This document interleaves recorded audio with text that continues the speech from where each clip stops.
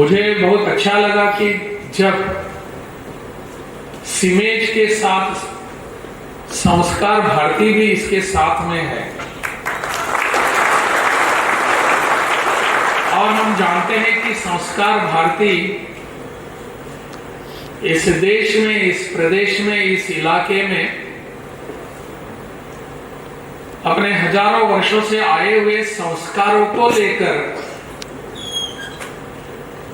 कला का क्षेत्र हो सकता है, संगीत का क्षेत्र हो सकता है, शिक्षा का क्षेत्र हो सकता है, इन सभी विषयों में संस्कारों की आवश्यकता है, ऐसा विषय लेकर काम करने वाली संस्कार भारती और सीमेज, जिन्होंने यहाँ के युवाओं को कुछ देने की सोच ली है और प्रयास है और इसमें वो सफल भी हो रहे हैं, ऐसे सभी लोग इकट्ठा आने से मुझे बहुत प्रसन्नता हो रही है। आज का दिन हम सबके लिए विशेष इसलिए है कि हमारे देश में जिनका नाम पूरे विश्व भर में लिया जाता है, केवल देश में नहीं, ऐसे स्वामी जी जो केवल युवा थे ऐसा नहीं, योद्धा भी थे। ऐसे स्वामी विवेकानंद जी की जयंती, जिसे भारत सरकार ने युवा दिवस के नाम पे घोषित किया है, इस अवसर पर हम सब यहां मिल रहे हैं। स्वाभाविक रूप से स्वामी विवेकानंद जी के जीवन पर, उनके चरित्र पर कुछ बात होने की आवश्यकता है, परंतु मैं ऐसा मानता हूं कि आप सभी ने स्वामी विवेकानंद जी का चरित्र पढ़ा होगा, उनकी जीवनी पढ़ी होगी। अगर नहीं है तो पढ़ने की आवश्यकता है। केवल अल्प आयु में अपनी देश की संस्कृति, इतिहास, परंपरा, इन सबको विदेशों में लेकर जाकर वहां के लोगों को अपने भारत की विरासत क्या है, परंपरा क्या है, वो सबके सामने रखने का बहुत बड़ा एक काम स्वामी जी ने किया है। वैसे तो हम जानते हैं कि बाहर से जो लोग हमारे यहां आए हैं, वो कुछ हमको सिखाने के लिए नहीं आए, हमको कुछ देने के लिए नहीं आए, पढ़ाने के लिए भी नहीं आए। आने वाले सभी आक्रमणकारी थे, आक्रांता थे। उन्होंने यहाँ के लोगों के लिए कुछ किया, ऐसा बिल्कुल नहीं है। एक हाथ में तलवार और दूसरे हाथ में उनका जिन पर विश्वास है वह पुस्तक, बस इसको लेकर ये आए, ये पुस्तक को स्वीकार करो या मौत को स्वीकार करो। ऐसा आतताई, ऐसा आक्रांता विषय लेकर यहां आए थे। परंतु स्वामी जी यहां से बाहर गए। स्वामी जी ही क्यों, इस देश से जो भी लोग बाहर गए वो सभी भारत की इस ऐहिकता को छोड़कर आध्यात्मिकता को लेकर गए हैं। और वहां जाकर किसी ने, उन्होंने जबरदस्ती नहीं की किस पर। यहां के राजाओं ने बाहर के लोगों पर आक्रमण कभी नहीं किए। यहाँ के स्वामी जी ने वहां जाकर मेरा ही धर्म अंतिम है, इसको स्वीकार करो, ऐसी बात कभी भी नहीं कही। विश्व कल्याण की बात लेकर वो सब जगह गए। कृण्वन्तो विश्वम आर्यम, आर्य का मतलब जो जो अच्छा है, इसका अर्थ होता है आर्य। पूरा विश्व ऐसा अच्छा होना चाहिए, और पूरे विश्व को हमने परिवार माना। इस विषय को लेकर यहाँ के सभी लोग जो बाहर गए हैं, इसके लिए कोई भी अपवाद नहीं है। सभी लोग जो बाहर गए यहां से, वो केवल उन लोगों की आध्यात्मिकता को ऊंचाई करने के लिए, उनको आध्यात्मिकता देने के लिए, उनको कुछ सबक देने के लिए गए, ताकि पूरा विश्व कल्याणमयी हो। विश्व को परिवार मानने वाली अपनी संस्कृति, अपना देश, अपनी परंपरा, वो कैसे बाहर जाकर आक्रमण करेंगे? परंतु बाहर से जो आए उन्होंने यहां आक्रमण किया। आप मेरा पंथ जो है, मेरा धर्म है, मेरा मत है, इसको स्वीकार करो, नहीं तो आप मौत के घाट उतारे जाएंगे। यह हमारी परंपरा कभी भी नहीं रही। इसको लेकर स्वामी जी बाहर गए थे। उनके जीवन में ऐसी एक घटना है कि वहां जाकर जब उनको कई लोगों को लगा कि अरे हिंदू धर्म के प्रतिनिधि यहां आए हैं और इतनी बड़ी मात्रा में हिंदू धर्म की प्रसिद्धि है, इतनी अच्छी उनकी सीख है, तो हमको भी हिंदू धर्म का स्वीकार करना चाहिए। जब अमेरिका में जब वहां गए थे, तब उनको वहां एक शिष्य आए और कहने लगे कि मैं हिंदू बनना चाहता हूं। स्वामी जी ने पूछा क्यों? नहीं, मुझे हिंदू धर्म की सीख है वो अपनानी चाहिए, मैं हिंदू बनना चाहता हूं, आप जैसा बनना चाहता हूं। स्वामी विवेकानंद का उत्तर क्या था? कोई आवश्यकता नहीं है। आप अगर क्रिश्चियन हैं तो क्रिश्चियन धर्म का ही अनुपालन ठीक ढंग से करेंगे तो अपने आप ही आप हिंदू बन जाएंगे। कोई आवश्यकता नहीं है। यह हमारी सीख थी। इसी को लेकर हमारे लोग बाहर गए। मुझे लगता है कि इस विषय को आज की युवा पीढ़ी ने समझना चाहिए। विश्व में आज दो तीन युद्ध चल रहे हैं। कहा यूक्रेन तो अब हम भूल गए ना। यूक्रेन रशिया के बीच युद्ध हो रहा है, हम भूल भी गए। इतने वर्षों से युद्ध चल रहे हैं। अभी इजराइल और अन्य बाकी देशों से वहां युद्ध हो रहा है गाजा पट्टी में, उसको भी हम धीरे धीरे भूल जाते हैं। कैसे पता चलेगा हमको? इतने वर्षों तक आप युद्ध करते हैं और इसमें कुछ पाता भी नहीं, हम कोई इंसानियत के लिए कुछ है नहीं। परंतु इस देश का विचार, इस देश की परंपरा, इस देश का इतिहास हमको यह बताता है, हमने जो भी कुछ किया है वो विश्व के समुदाय के कल्याण के लिए किया है। हमारी शिक्षा भी हमको यही बताती है। हमारी शिक्षा ने हमको यही सिखाया है कि हमको बताया है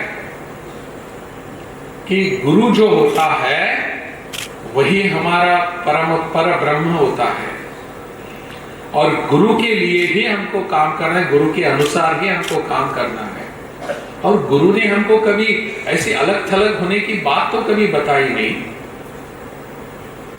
इसलिए मुझे लगता है कि हम सब इस दिशा में जाने की आवश्यकता है, सोचने की जरूरत है। भारत की परंपरा रही है कि आध्यात्मिकता हमारा प्राण है। इस आध्यात्मिकता को हमने अगर अपनी शिक्षा में नहीं लाया, उस दिन शिक्षा का पतन हो जाएगा। भारत की शिक्षा इसी के आधार पर है।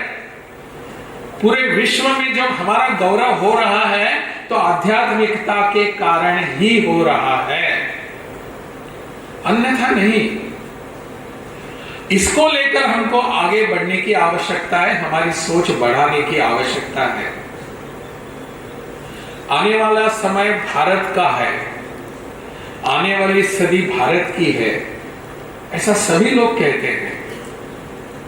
हमारे यहां देश में जो एक बदलाव आ रहा है, जो एक परिवर्तन आ रहा है, इस परिवर्तन के हम सभी साक्षी हैं।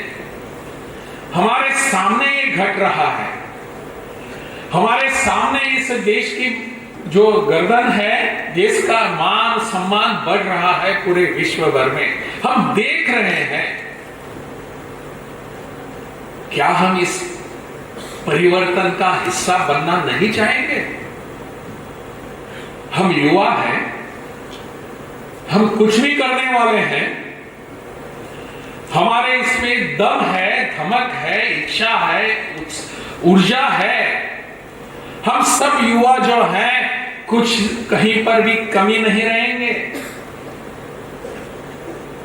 मुझे जब कोई बताता है कि फलाने फलाने गांव में एक ऐसी बात घटी और इसने एक बहुत अच्छा काम किया, एक 17, 18, 20 वर्षों का एक युवा इसने ये काम करके दिखाया, तो मैंने कहा ठीक है, और कौन कर सकता है ये काम? हमारे युवा ही कर सकते हैं ना।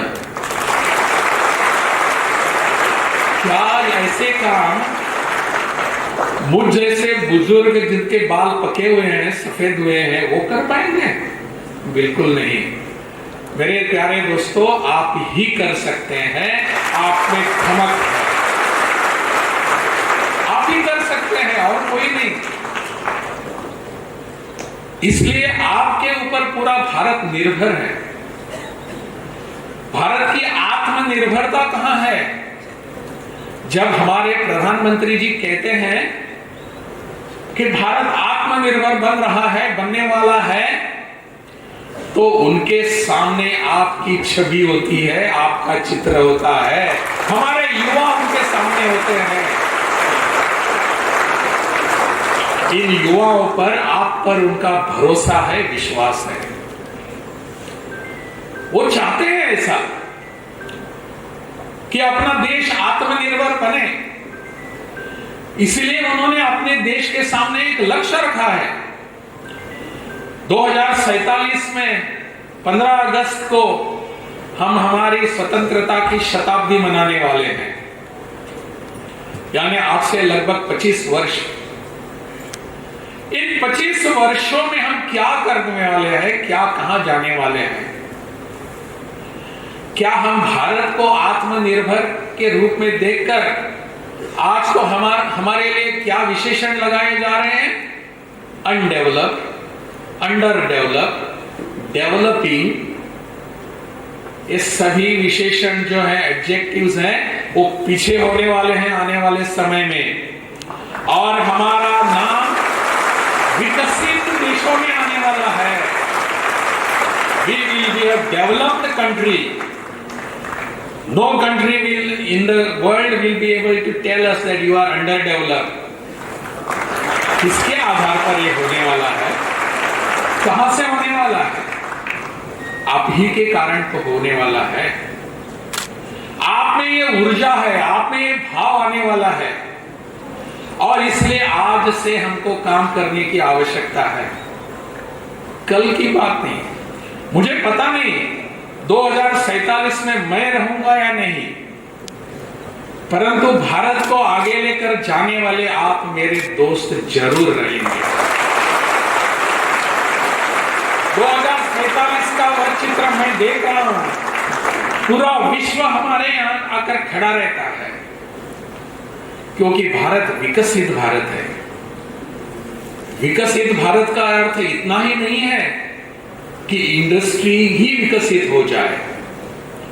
विकसित भारत का है पूरे सभी सर्वांगीण विकास, सभी क्षेत्रों का विकास, शिक्षा का विकास हो, अपने इंडस्ट्री का विकास हो, अपने चलन वलन का विकास हो, अपने इकोनॉमी का विकास हो। प्रधानमंत्री का स्वप्न है ना कि विश्व की तीसरी शक्ति, इकोनॉमिक ताकत हम बनने वाले हैं कुछ ही दिनों में, कुछ ही महीनों में। किसके कारण बनेंगे? हम सब आपके लिए ही बनेंगे ना, आपके साथ ही बनेंगे। प्रधानमंत्री का पूरा भरोसा है, विश्व के सबसे युवा ताकत वाली शक्ति अगर कहां है, वो भारत में है, और भारत ही है। हमारी जनसंख्या हमारे लिए बोझ नहीं है। हाँ बढ़ती है, ठीक है, लेकिन फिर भी हमारी जनसंख्या हमारे लिए पूंजी है, हमारे लिए एसेट है, कैपिटल है। इस दिशा में अगर सोचते हैं तो पूरे सारे प्रश्न निकल जाते हैं, समाधान आ जाते हैं। मुझे लगता है इस दिशा में हमको जाने की आवश्यकता है। यहां बात आ गई कि हमारे ये सभी बच्चे जो प्रोफेशनल कॉलेजेस से हैं, और प्रोफेशनल कॉलेजेस में क्या होता है? प्रोफेशनल कॉलेजेस में पढ़ने वाले सभी अपना सर्टिफिकेट लेकर नौकरी मांगने के लिए जाएंगे। मैं चाहता हूं हमारे यहां बैठे हुए मेरे यहां हर एक दोस्त, हर एक मित्र, अगर नौकरी करने की है तो you just don't join this professional college, be something different. मैं खुद के पैरों पर खड़ा रहकर दूसरों को नौकरी देने वाला बनूंगा, ये सोच हमारी होनी चाहिए। दूसरों को नौकरी मैं दे दूंगा, नौकरी मांगने के लिए घूमूंगा नहीं, फिरूंगा। This is exactly what we want to have today. नौकरी मांगने वाले तो बहुत सारे हैं, देने वाले कौन हैं? अग्रवाल साहब ने अभी बताया ना, अग्रवाल जी ने, कि उनके कॉलेज से बाहर जाकर कैसे उनके कुछ स्टूडेंट्स आ गए हैं। उनका आदर्श उनको हमारे सामने रखने की आवश्यकता है कि सोच में परिवर्तन होने की जरूरत है। महंगा, लेकिन मैं नौकरी देने वाला बनूंगा। ऐसी सोच जिस दिन मेरे भीतर आ जाएगी, तब सब प्रश्न सुलझ जाएंगे, तब कोई प्रश्न नहीं रहेगा। I will work in that direction. इस डायरेक्शन में जाकर मैं काम करूंगा। ऐसी सोच होने की आवश्यकता है। पूरे देश भर में एक माहौल बन रहा है, वातावरण बदल रहा है। हमारे यहाँ की यूनिवर्सिटीज इसके लिए तैयार हो रही हैं। हमारे विश्वविद्यालय अपने अपने अभ्यासक्रम में बदलाव ला रहे हैं। राष्ट्रीय शिक्षा नीति जो अभी बनी है 2020 में, इस राष्ट्रीय शिक्षा नीति के तहत बहुत सारे बदलाव आ रहे हैं जो हमारे लिए जीवन में खड़ा रहकर रहने, काम करने के लिए बाध्य करते हैं, हमको सुविधाएं देते हैं। मुझे लगता है इस सबको अपनाकर हम सबको आगे बढ़ना चाहिए। इस सबको अपनाकर यहाँ मल्टी डिसिप्लिनरी ये हो रहा है, शिक्षा हो रही है, ये मल्टी डिसिप्लिनरी। यानी अगर कोई एमबीबीएस कर रहा है तो उसको संगीत सीखने का भी, नाटक करने का भी मौका मिल रहा है। ऐसे क्या आपने बदला? आपने इतने वर्षों में क्यों नहीं लाए? ठीक है, नहीं लाए तो नहीं लाए, आज से तो सुधर जाएंगे हम। आज से हम ये काम करेंगे। इस नई राष्ट्रीय शिक्षा नीति जो है, इसको अपनाने की आवश्यकता है। इसके तहत काम करने की जरूरत है, और वो आप ही कर सकते हैं। आपको इसमें खुद को पढ़ना होगा, सीखना होगा, क्या करने की आवश्यकता है। मुझे ये माहौल देखकर बहुत प्रसन्नता हो रही है कि हमारे बिहार के बच्चे, ये आप जो सभी हैं, वो कहीं बाहर जाकर पढ़ाई नहीं कर रहे, अपने बिहार में ही पढ़ाई कर रहे हैं।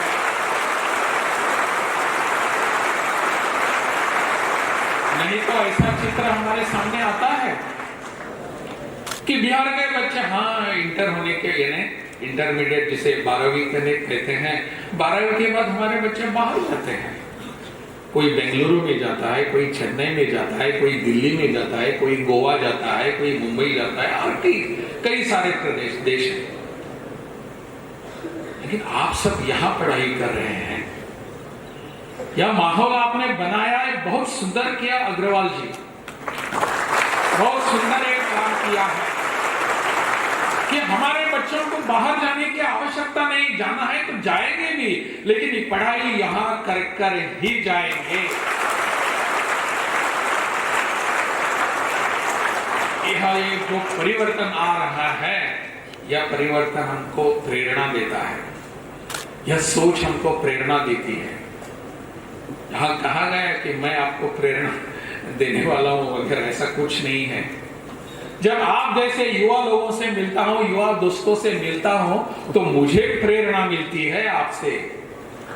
आप मुझे प्रेरणा देते हैं, आप मुझे कुछ और काम करने की प्रेरणा देते हैं। मुझ में एक ऊर्जा आ जाती है, अरे मेरे इन दोस्तों को ये काम करने की आवश्यकता है, इसलिए मैं आता हूं ऐसे कार्यक्रमों में। अन्यथा मुझे ऐसे कार्यक्रम में जाने की आवश्यकता नहीं है। वहां बैठकर, राजभवन में बैठकर काम भी कर सकता हूं मैं, परंतु इस बीच आपके बीच आने का उद्देश्य यह होता है कि आपसे मुझे ऊर्जा मिलती है, आप मुझे कुछ सिखाते हैं, और आने वाला समय हमारा समय है। इसको ध्यान में रखकर आगे बढ़ने की जरूरत है। राह की डर बताकर न चलने की सलाह जो देते हैं, उनकी मत सुनिए। राह का डर बताने वाले बहुत सारे ऐसे क्यों जा रहे हैं इस रास्ते से, जरा अच्छा सुविधाजनक रास्ता है, वहां से जाइए ना इस राह से। राह की डर बताकर न चलने की सलाह देते हैं, उनकी मत सुनिए। हम तो उस दिशा में जा रहे हैं जिससे हमारी उन्नति हो रही है, और इससे अहम बात है जो आपकी ऊर्जा मुझे बता रही है, हम जिस ओर चलेंगे वही रास्ता होगा, हम जिस ओर जाएंगे वही राह है। यह हमारी इच्छा, ये उम्मीद, ये ऊर्जा हमारे बीच में है, हम जिस ओर चलेंगे वही रास्ता होगा। कौन बना सकता है आपके सिवाय? मुझे लगता है इस कार्यक्रम से हमको यह लेकर जाने की आवश्यकता है। स्वामी जी के सामने सब कुछ सुविधा थी ऐसी नहीं। स्वामी जी का अगर जीवन चरित्र हम पढ़ेंगे तो पता चलेगा कि स्वामी जी किस दशा में वहां गए, अमेरिका में कितनी हाल अपेक्षाओं के बाद वहां पहुंचे। रास्ता सुगम नहीं था, फिर भी उनकी राय थी, हम जिस ओर चलेंगे वही रास्ता होगा। इसको ध्यान में रखकर हमको यहां से जाने की आवश्यकता है। मेरे युवा दोस्तों, स्वामी जी की जीवन से प्रेरणा लेकर हम आगे बढ़ेंगे, और विकसित भारत का पूरा जो सपना है प्रधानमंत्री जी का, वो उनका नहीं, वो सपना हम सबका है। इस सपने को साकार करने में हम कार्यरत रहेंगे। यही इच्छा व्यक्त करते हुए आप सबको मैं धन्यवाद देता हूं। भारत माता की जय।